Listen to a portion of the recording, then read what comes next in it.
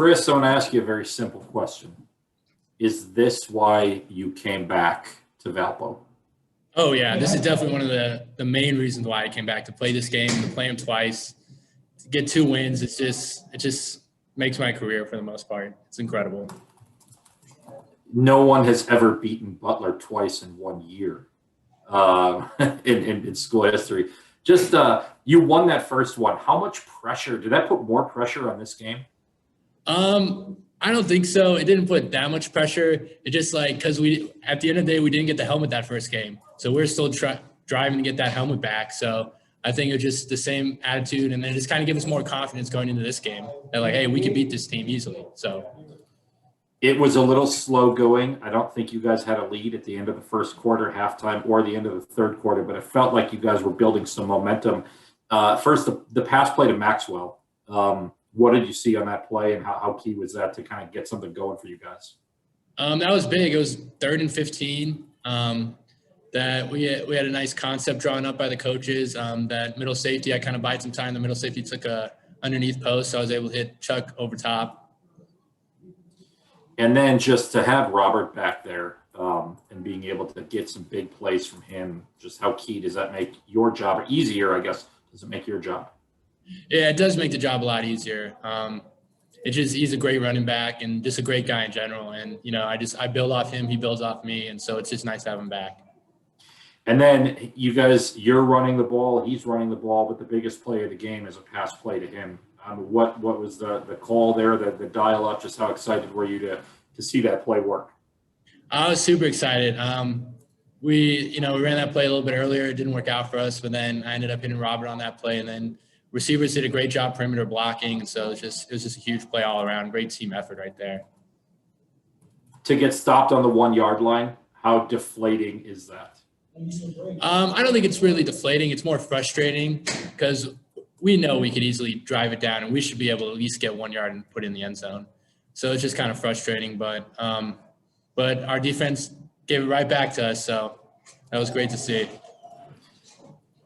And again, I just want to go back to just the emotion of you talk about how this makes your career. Just there's a lot of guys who haven't beaten Butler. You've done it, I think, 3 times now or something like that, 4 times in your career. Yeah. But just how big is this win? Just as maybe I know you got a couple games left, but like an icing on the cake of everything you've been through with the starts and the stops. It's just great, you know what I mean? I'm now 4-2 against Butler, so that's just a great feeling, and to be able to do that, just icing on the cake, as you said. It's just a great experience, great rivalry that it was fun to be a part of and get some win and come out of the positive. I actually have one more question. There were a lot of Valpo football alumni in the stands today. I mean, to not only have fans here, but to have alums here, and you guys all ran over and they ran down, and I'm sure these are guys that you strapped it up with the last couple of years. How cool is that? That was a real special moment for me. At the end of the game, sing this fight song with them, and then I basically hugged every single alumni there, and it was just great seeing them. And then a lot of guys I played with, they're like, this was your moment, your thing, and they're so happy for me. And it just makes your moment, you know what I mean? Makes your career right there. Chris, thank you. Appreciate it. We good? Yep.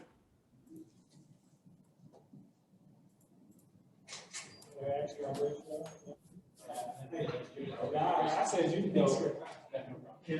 What's the point of asking me? All right, here's Robert for you guys. Robert, what's up? Paul Lauren of the Northwest Indiana Times. How you doing? Well, I'm good. I bet you're doing pretty well too. 3 touchdowns. I want to talk about the passing touchdown. That felt like the biggest play of the game. I know you caught a pass against them in the first week, but when the coach dials that one up, you got to catch it. You got to make a man miss. You got to get good blocking. What worked on that play for you? Well, it was a great call by Coach Limbach, and we've been working all week just outside blocking with the receivers, and all my receivers did a great job just setting the blocks. And it's easy to catch, and then when it's wide open, it's easy to run in the end zone. So it was a great call, and the receivers did a great job. So 2 weeks ago, I think you were quoted by somebody as saying you hadn't really didn't know much about the Valpo Butler rivalry. You get that game, and now it's for the helmet back here. How cool is it to be a part of this one? It is cool. Like, I didn't know about Butler, the team down south versus, Valparaiso. And it's just been cool being a part of this rivalry. It definitely, you can feel just the energy when we're both on the field. You can feel the heart thumping, you can just feel everything. You can feel the passion between us. So, it's a lot of smack talking going on, and that's always fun when it comes to college football. I think you got knocked out in the second series last week, tried to come back. Just how were you feeling coming into this game, and how exciting is it to go through 26 carries, 120 yards? Well, it feels great. A win is a win. And, I was disappointed last week that I went out so early. I always want to be in to help my team win any way I can. That's blocking, being a decoy, anything I can do to help our team win, So I'm here for the program. And no matter what my stats were, as long as we won, that's the only thing that matters. Very good. I'm good, Robert. Thank you. Yeah. Okay, thank you so much. Nice meeting y'all. Take care.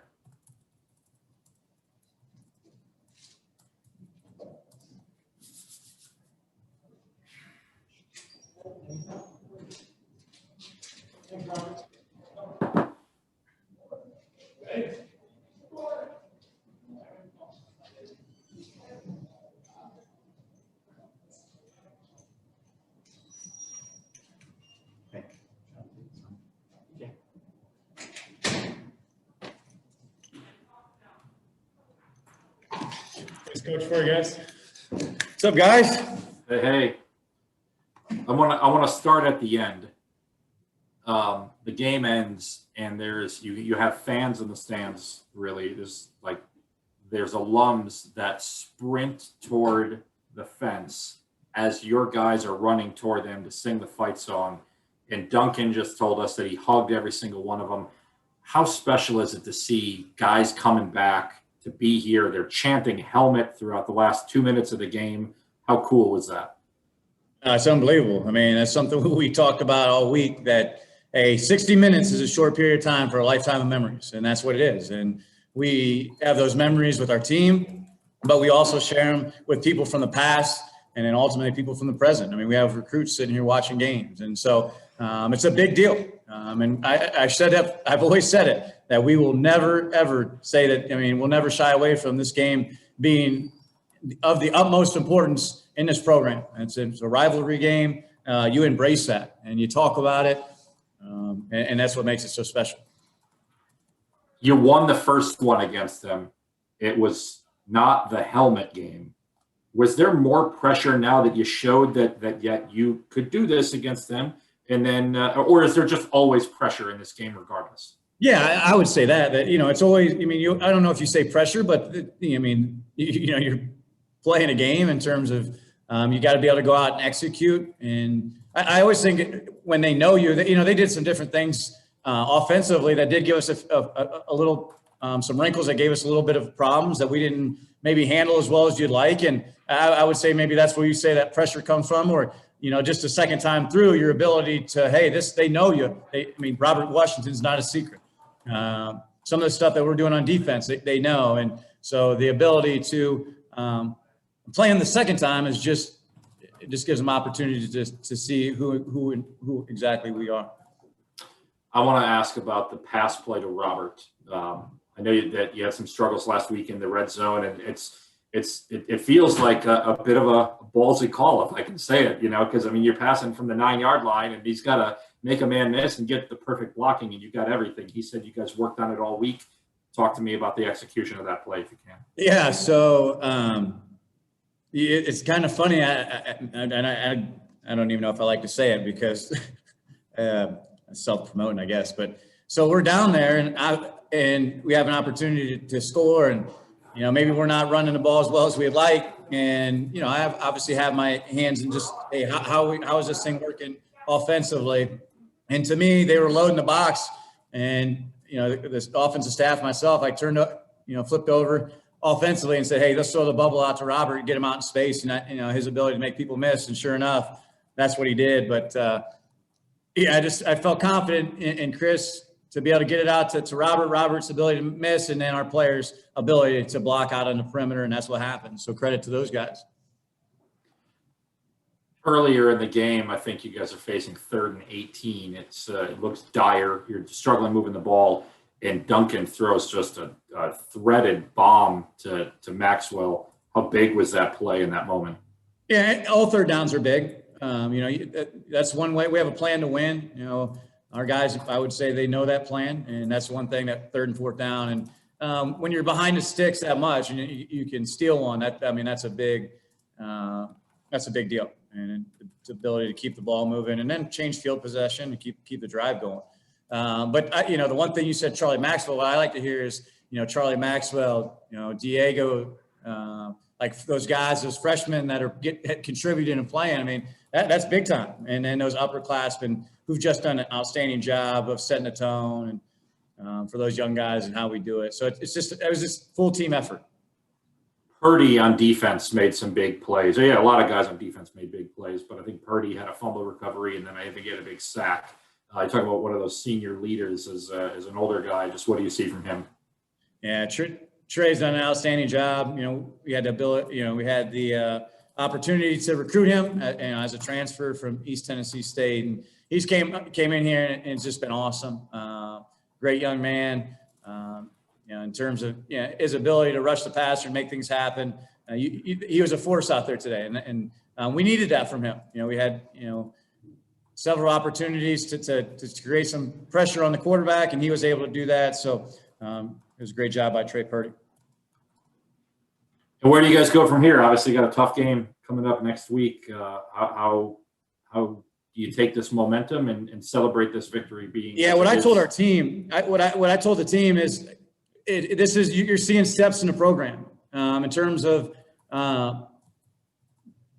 just how you do it. We didn't play our best today.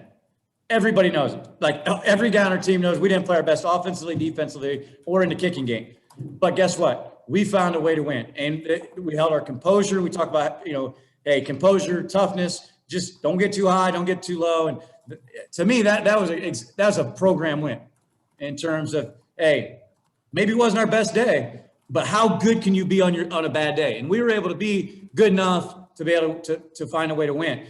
But that being said, if you're going to win next week, then we're going to have to go out there and execute at a higher level. And we can do it. I'm excited. I'm excited about next week.